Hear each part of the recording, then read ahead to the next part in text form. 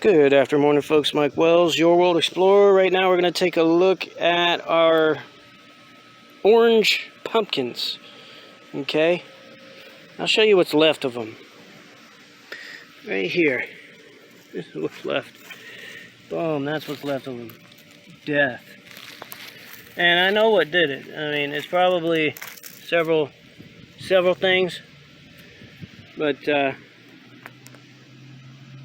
definitely probably root knot nematode, because the root knot nematode actually killed 11 of the 12 Seminole pumpkins that we had out here, and they're just prolific throughout this yard. So we're discovering ways to combat the root knot nematode going forward, and pretty soon I'm going to set up another experiment for the Seminole pumpkin to see if we can get a control area that has, it's going to be that black walnut hull powder in one control area, and the other control area is just going to have an infusion or an amendment of organic rich sediments thrown into the ground as like a lasagna layer, with also an inoculation of beneficial bacteria and beneficial fungi.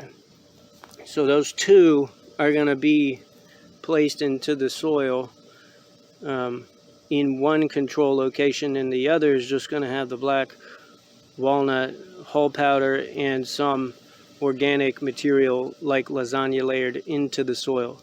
So hopefully both experiments work out. That's what I'm hoping for, because we need an inexpensive way to fight these root knot nematodes. So hopefully the organic methodology is going to be the best.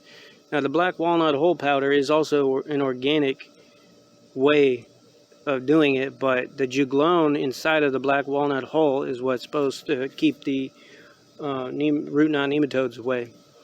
Now, I don't know if that has an effect on the beneficial nematodes as well or not, but I can imagine that it would.